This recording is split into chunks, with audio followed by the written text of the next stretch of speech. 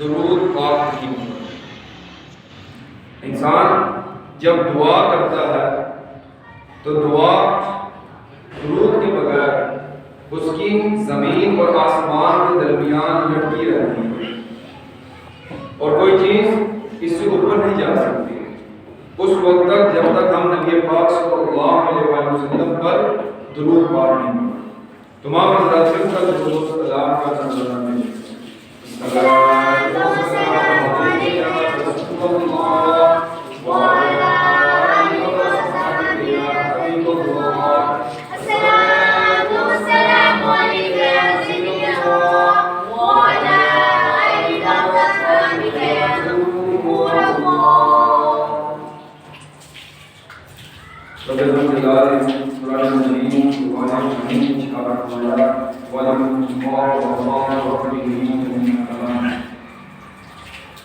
وہ شخص جو اپنے رب کے حضور کھڑے ہونے سے ڈرا اس کے لیے دو جنت ہیں۔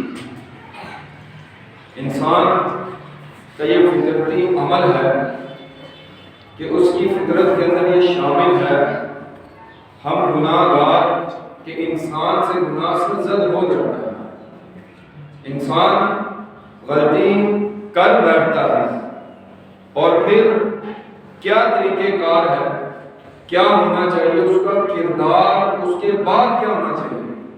انسان جب غلطی کرے، جب گناہ سے زد ہو جائے اس سے، تو اس کے بعد اس نے اپنی زندگی کے اندر کیا اپنانا ہے، کس کی کوشش کرنی ہے۔ یہ دنیا فانی ہے، عارضی زندگی ہے، اس کے اندر ہمیں جو وقت دیا گیا، ایک مخصوص ٹائم دیا گیا، اس وقت کو گزارنے کے بعد اس دنیا فانی سے ہر بندے نے رخصت ہو گیا۔ تو انسان کو اس دنیا کے اندر رہتے ہوئے نبی پاک صلی اللہ علیہ وسلم کے دین کے مطابق عمل کرنا ہے۔ جو عمل کرے گا اس کے لیے اس دنیا کے اندر بھی آسانی اور آخرت کے اندر بھی انعام و اکرام ہے۔ کئی عمل ایسے ہیں کہ انسان جب غلطی کوتاہی کرتی ہے، اس سے کوئی غلطی کوتاہی ہو جاتی ہے، انسان کوئی خطا کر بیٹھتا ہے تو بہت سے ایسے عمل اس کے کفارہ بنتے ہیں۔ جب انسان توبہ کرتا ہے تو توبہ کرنے سے اس کی جو گناہ ہے وہ معاف کر دیے جاتے ہیں۔ انسان نیک عمل کرتا ہے، اس نیک عمل کی وجہ سے جو اس کے گناہ صغیرہ ہیں اس کو معاف کر دیا جاتا ہے۔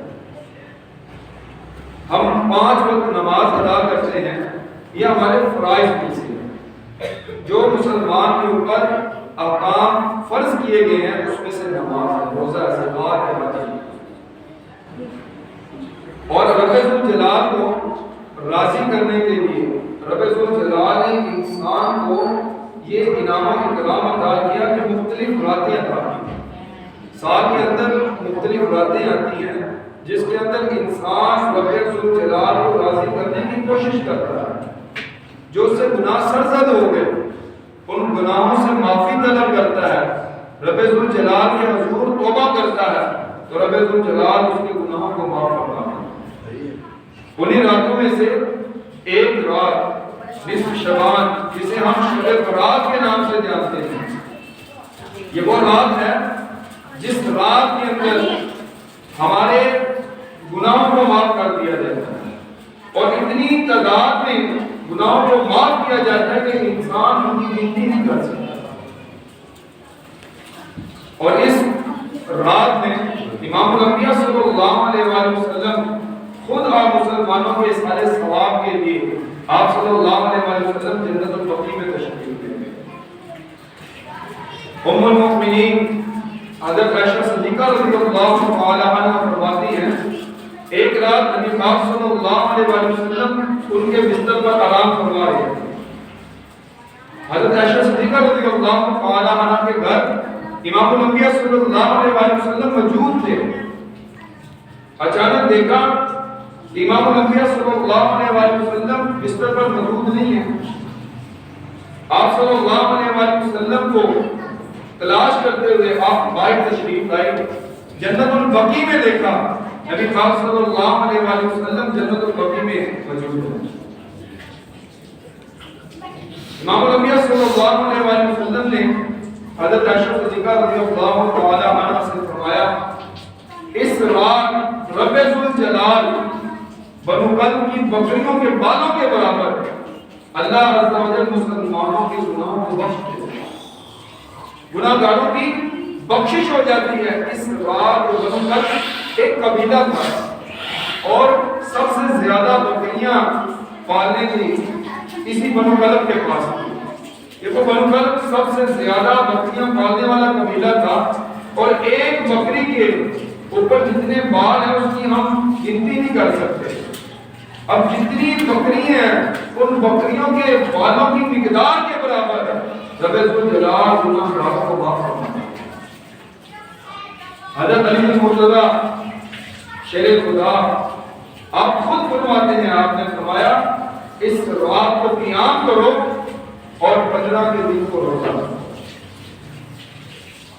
حضرت امیر المؤمنین حضرت عمر فاروق رضی اللہ تعالی عنہ آپ کے زمانے میں، آپ کے دور خلافت میں ایک نوجوان تھا متقی پرہیزگار،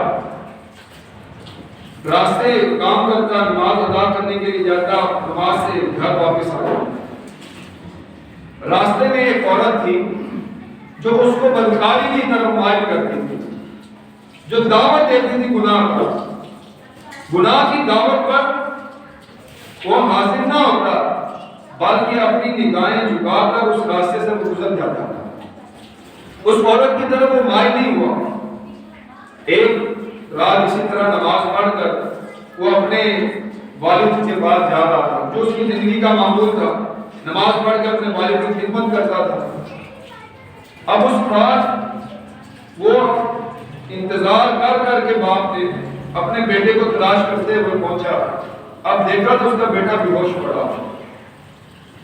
ہوا کیا کہ اس رات جب وہ گھر کی طرف جا رہا تھا، عورت نے بلایا، دعوت دی، وہ گیا تو فوراً اس کے حضور، اس کی جو ذہن تھا، اس ذہن کے اندر رب ذوالجلال سے جو ڈرنا ہے، اس کا جو خوف ہے وہ طاری ہوا اور وہیں پہ وہ بے ہوش ہو گیا۔ جو متقی پرہیزگار لوگ ہوتے ہیں، جب ان کے دلوں میں شیطان کا خیال آتا ہے تو وہ فوراً اللہ کا جب ذکر کرتے ہیں تو ان کی آنکھیں کھل جاتی ہیں، فوراً وہ اللہ کے حضور توبہ کرتے ہیں، رجوع کرتے ہیں۔ تو جیسے ہی اس کو خیال آیا، رب ذوالجلال نے اس کی آنکھیں کھول دی، وہ فوراً بے ہوش ہو گیا۔ اب وہ بے ہوشی کی حالت میں پڑا تھا، باپ آیا اس کو تلاش کرتے کرتے اور اس کو گھر لے گئے۔ جب گھر گیا اس کی آنکھیں کھلی، اس نے سارا واقعہ بتایا، چیخ نکلی اور وہ اس کی برباد کر دی۔ اب باپ نے اس کے غسل کفن کا انتظام کیا، اس کو دفن کر دیا۔ اگلے دن امیر المؤمنین حضرت عمر فاروق رضی اللہ تعالی عنہ کو خبر ہوئی۔ حضرت عمر فاروق رضی اللہ تعالی عنہ اس قبر والے کے پاس گئے۔ وہ جو نوجوان تھا، متقی پرہیزگار شخص تھا، اس کی قبر پر آپ نے جا کے یہ آیت مبارکہ پڑھا، وَلِمَنْ خَافَ مَقَامَ رَبِّهِ جَنَّتَانِ۔ وہ شخص جو اللہ کے حضور کھڑے ہونے سے ڈرتا ہے، اس کے لیے 2 جنتیں ہیں۔ جب یہ آیت مبارکہ پڑھی، وَلِمَنْ خَافَ مَقَامَ رَبِّهِ جَنَّتَانِ، اب وہ جو قبر کے اندر نوجوان تھا جس کا وصال ہو چکا ہے، قبر کے اندر ہے، اس سے پوچھا کہ رب ذوالجلال نے جو متقی پرہیزگار، جو اللہ سے ڈرنے والا ہے، اس کے لیے جو 2 جنتوں کا وعدہ کیا ہے، تمہارے ساتھ کیا معاملہ ہو؟ اس نوجوان نے کہا کہ رب ذوالجلال نے مجھے وہ دونوں جنتیں عطا فرمائیں۔ کہ رب ذوالجلال کے خوف سے جو ڈرتا ہے، جو متقی پرہیزگار نیک عمل کرتا ہے، رب ذوالجلال کے ڈر سے اس نے حرام کو چھوڑ دیا، اس نے دھوکہ بازی کو چھوڑ دیا، سود کو چھوڑ دیا، جو بھی اس نے کام کیا رب ذوالجلال کی رضا کے لیے کیا، تو رب ذوالجلال اس کو 2 جنتیں عطا فرمائیں۔ اس رات رب ذوالجلال اپنی شان کے لائق آسمان دنیا پر تجلی فرماتا ہے۔ رب ذوالجلال ہر رات تہجد کے وقت تجلی فرماتا ہے، لیکن یہ رات ایسی رات، خاص رات ہے، جیسے ہی اس کا وقت شروع ہوتا ہے مغرب کے بعد، تو مغرب کے بعد ہی رب ذوالجلال اپنے شان تجلی فرماتا ہے۔ باقی تو ایک ٹائم پیریڈ، ایک محدود وقت ہوتا ہے، لیکن اس پوری رات کے اندر رب ذوالجلال کی طرف سے ندا ہوتی ہے۔ سب سے پہلے جو ندا دی جاتی ہے کوئی رزق مانگنے والا، لوگ اپنی سی وی لے کر مختلف ڈپارٹمنٹ میں جمع کرواتے ہیں، لوگوں کے پاس جاتے ہیں، دکان میں جاتے ہیں، آفس میں جاتے ہیں، لیکن ان کو کام نہیں ملتا۔ اس رات ندا دی جا رہی ہے کوئی رزق تلاش کرنے والا، میں اسے رزق عطا کروں۔ اور اگر کسی سے کہا جائے کہ تم اس رات عبادت کرو، رب ذوالجلال پر توکل کرو، رب ذوالجلال عطا کرے گا، تو پھر کہا جاتا ہے کہ اگلے دن ہمیں چھٹی نہیں ہے۔ اس رات اگر کوئی شخص ہر رات کا یہ معاملہ ہے، عشاء کی نماز باجماعت ادا کرے اور فجر کی نماز باجماعت ادا کرے، اس کی پوری رات عبادت میں لکھ دی جاتی ہے۔ لیکن انسان کے پاس ایک گولڈن چانس آتا ہے، اس کو ایک موقع ملتا ہے، اگر وہ چاہے تو اپنی اس گولڈن چانس سے موقع اٹھا سکتا ہے، فائدہ اٹھا سکتا ہے کہ اس رات جو غلطیاں کوتاہی ہوئی تھی، رب ذوالجلال کے حضور توبہ کرے اور اپنے تمام گناہوں کو معاف کرے۔ اس رات اگر رزق کے معاملے کا کوئی شادی کے لیے اللہ کے حضور کو نفل پڑے، پھر دیکھیں کہ رب ذوالجلال کتنا رزق عطا فرماتا ہے۔ اور اسی رات یہ ندا دی جاتی ہے، آواز دی جاتی ہے کوئی بخشش کا طلبگار، ہے کوئی بخشش حاصل کرنے والا، میں اسے معاف کر دوں۔ اسی رات رب ذوالجلال عزتیں بھی عطا فرماتا ہے۔ جو شخص عزت کا سوال کرتا ہے، جو شخص اولاد کا ہاتھ میں اپنی اولاد کے لیے دعا کرتا ہے، جس کے پاس اولاد نہیں ہے تو رب ذوالجلال اس کو اولاد بھی عطا فرماتا ہے۔ اس رات جو بھی رب ذوالجلال سے مانگا جائے، رب ذوالجلال عطا فرماتا ہے۔ محدثین نے لکھا ہے اس رات نامہ اعمال منتقل ہوتا ہے، جو پچھلا سال کا اس کا رجسٹر ختم ہو جاتا ہے اور نئے سال کا رجسٹر شروع ہوتا ہے۔ اس رات اگر کوئی شخص اپنے پردہ پوشی یعنی اپنے انتقال کی دعا کرتا ہے کہ رب ذوالجلال اس دنیا فانی سے اسے اٹھا لے، تو رب ذوالجلال اس کی اس دعا کو بھی قبول کرتا ہے۔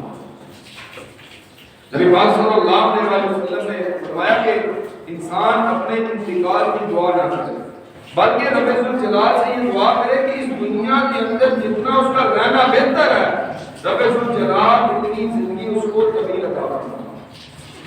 انسان جتنی طویل زندگی گزارے گا، اس کے لیے اتنے مزید نیکی کے مواقع زیادہ ملیں گے، وہ اتنی زیادہ نمازیں ادا کرے گا، اتنا کثرت سے قرآن مجید روشنی پڑھے گا، زکوٰۃ ادا کرے گا، روزہ رکھے گا۔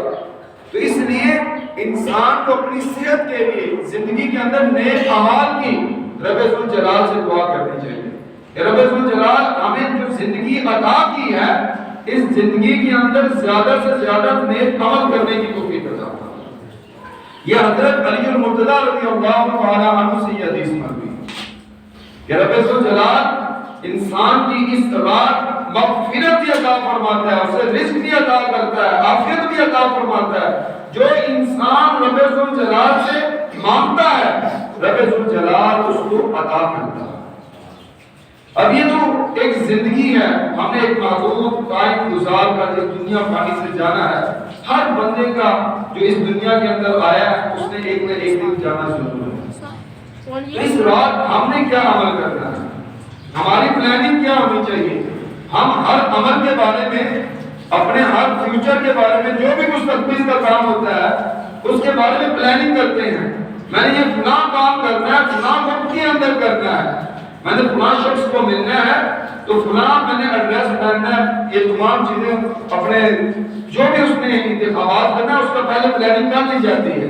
اب یہ رات آ رہی ہے، اس رات مغرب سے پہلے ہم اپنے تمام کام انجام دیں، ہم اپنے کاموں سے فری ہو جائیں اور مغرب ہونے کے بعد رب ذوالجلال کے حضور حاضر ہو جائیں۔ ہمیں اس رات کون کون سے عمل کرنے ہیں، اس عمل کی وجہ سے ہم رب ذوالجلال کو راضی کرنے کی کوشش کر سکتے ہیں، ہماری زندگی کی بخشش کا وہ سبب بن سکتا ہے۔ تو ان اعمال میں سے سب سے پہلا جو عمل ذکر کرتا ہوں کہ ہم کم از کم 6 نوافل ادا کریں، کم از کم 6 نوافل پڑھیں۔ اور اس کا پڑھنے کا کیا طریقہ کار ہے؟ 6 نوافل اس رات جو آپ نے پڑھنے ہیں وہ 2 رکعت کر کے 6 نوافل پڑھنے ہیں۔ جب 2 رکعت پڑھیں اس کے لیے جب سب سے پہلے نیت کریں تو اپنے گناہوں کی بخشش طلب کریں کہ رب ذوالجلال ان نوافل کی برکت سے میرے گناہوں کو معاف فرما دے۔ 2 رکعت نماز پڑھیں، اس کے بعد پھر 2 نفل پڑھیں، اللہ عز و جل سے عافیت طلب کریں جو اس سال جو وبائیں جو آزمائش نازل ہونے والی ہے رب ذوالجلال ان سے میری حفاظت فرما۔ پھر 2 نفل پڑھیں، اس میں رب ذوالجلال سے رزق طلب کریں کہ رب ذوالجلال آپ کے لیے رزق کے اندر خوشحالی عطا فرمائے۔ اب 2 رکعت کر کے بھی آپ پڑھ سکتے ہیں۔ اب 2 رکعتیں پڑھ لی ہیں، پھر اگلا سوال یہ ہوتا ہے کہ آپ پڑھنی کیسے ہے، اس کے اندر کیا پڑھنا ہے؟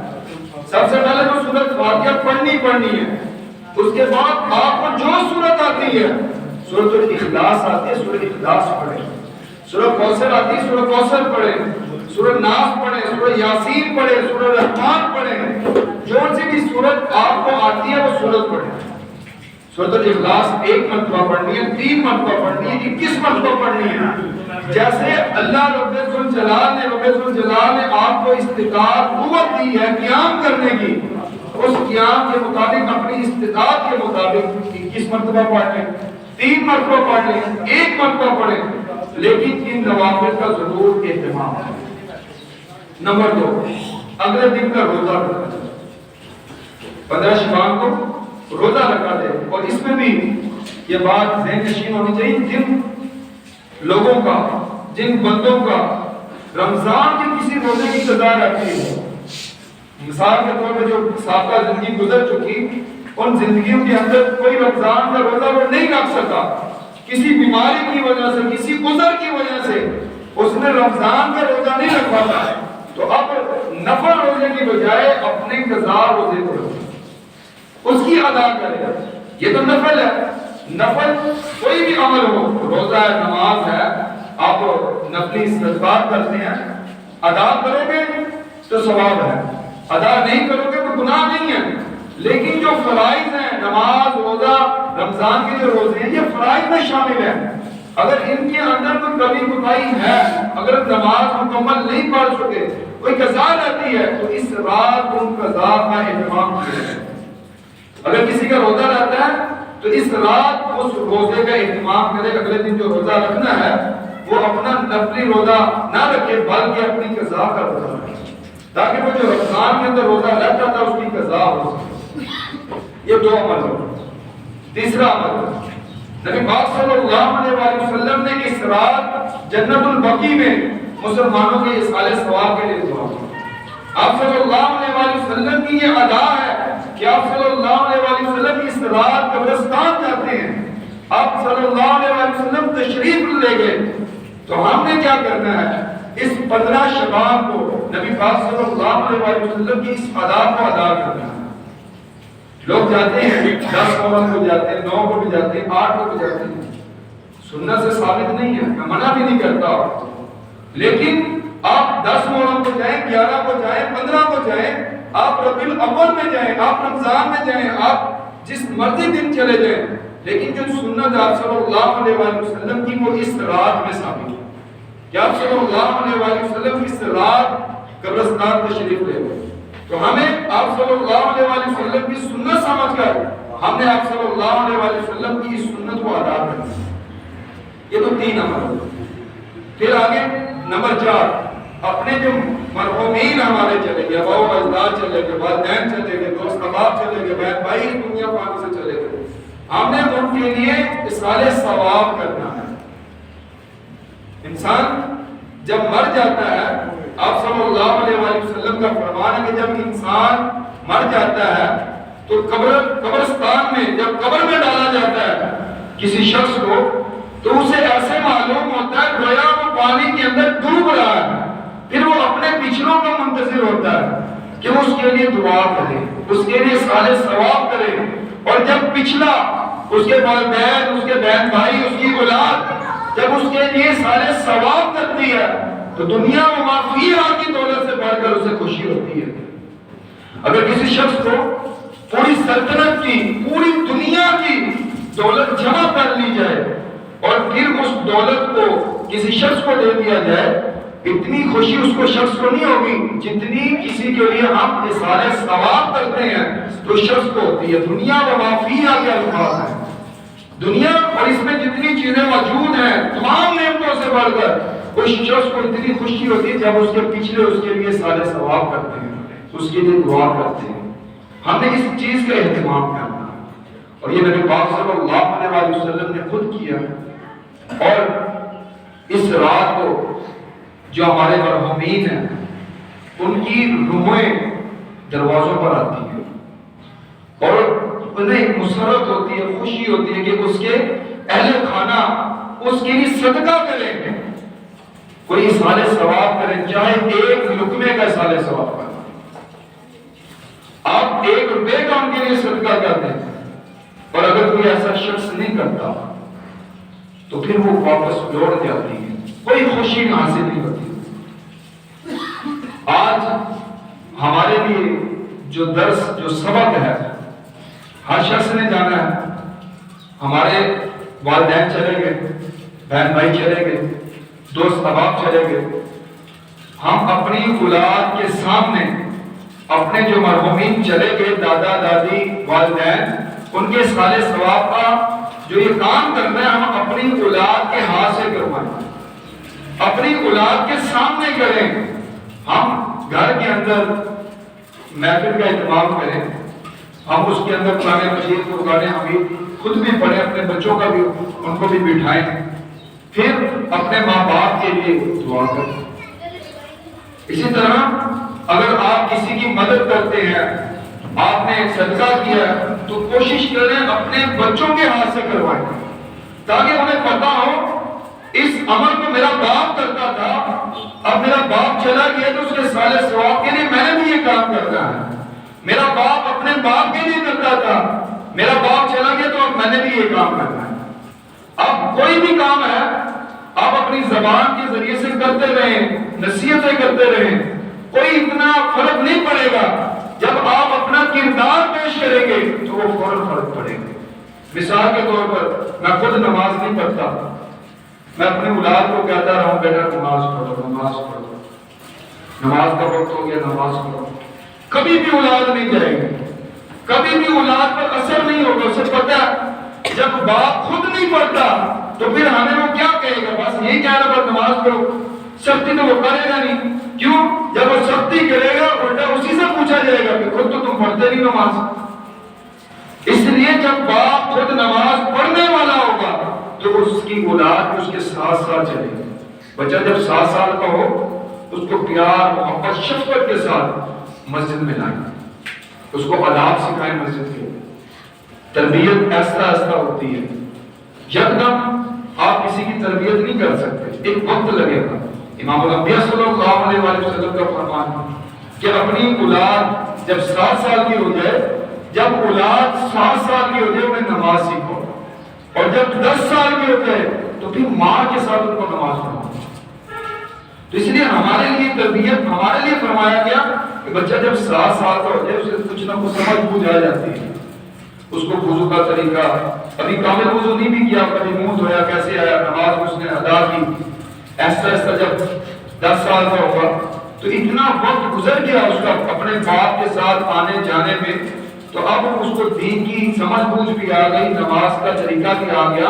اب جب وہ بالغ ہوگا، 13-14 سال کی عمر میں بچے نے بالغ ہونا ہے، اب نماز اس میں اب فرض ہوئی ہے۔ دین اسلام کی جتنے بھی احکام ہیں، روزہ، نماز، زکوٰۃ، حج، یہ بچوں پہ فرض نہیں ہے۔ جب انسان بالغ ہوتا ہے تو اس کے اوپر یہ فرائض نافذ ہو جاتے ہیں۔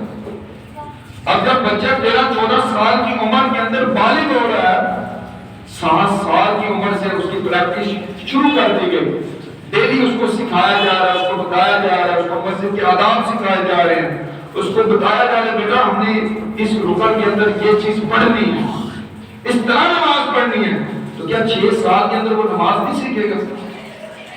امام صاحب کے ساتھ بیٹھے آپ خود، ہر بندے کا اپنا معاملہ ہے، مجھے اگر نماز نہیں آتی تو یہ میں کوشش نہ کروں کہ میں آگے اپنے اولاد کو ویسا ہی سکھاؤں جیسا مجھے آتا ہے، ہرگز ایسا غلطی نہ کرے۔ اگر میں غلط نماز پڑھ رہا ہوں تو مجھے خود بھی درست کرنا ہے، اپنی اولاد کو بھی درست کروانا ہے۔ اس کا بہترین طریقہ، کچھ لوگ شرم محسوس کرتے ہیں، اپنی اولاد کو ساتھ لے آئیں اور امام صاحب سے کہیں کہ انہیں نماز سکھائیں۔ جب امام صاحب انہیں سکھائیں گے تو آپ آٹومیٹک ان کے ساتھ بیٹھتے سیکھتے جائیں گے، تو پھر آپ کی نماز بھی درست ہو گئی، آپ کے بچے کی نماز بھی درست ہو گئی۔ صرف ہم نے یہ اپنے تک نہیں رکھنا، ہمارے اوپر ہماری جو اہل خانہ ہے، بیوی ہے، بچے ہیں، ہم ان کے سرپرست ہیں۔ کل بروز قیامت ہم سے یہ پوچھا جانا ہے، جو باپ ہے، صرف باپ کا یہ نہیں ہے کہ خود اس نے عمل کر لیا تو کر دیا، اولاد کے بارے میں پوچھا جائے گا، اس کی بیوی نماز پڑھتی تھی یا نہیں اس کے بارے میں پوچھا جائے گا، اس کی بہن کے بارے میں پوچھا جائے گا، اس کی بیٹی کے بارے میں پوچھا جائے گا، اس کے بیٹے کے بارے میں پوچھا جائے گا کہ یہ نماز نہیں پڑھتے تھے، تمہاری کفالت میں تھے۔ ہم رب ذوالجلال سے دعا ہے ہم سب کو نماز پڑھنے کی توفیق عطا فرمائے اور اس رات کثرت کے ساتھ نماز ادا کرنے کی توفیق عطا فرمائے۔ ایک مسئلہ سماعت کریں، جب ہم نماز ادا کرتے ہیں، چاہے فرض ہے، سنت ہے، نفل ہے، کوئی بھی ایک رکن ہم قیام کرتے ہیں، کھڑے ہوتے ہیں جس کے اندر سورہ فاتحہ پڑھی جاتی ہے، سورہ ملائی جاتی ہے، ایک رکن، رکوع کرتے ہیں ایک رکن، سجدہ کرتے ہیں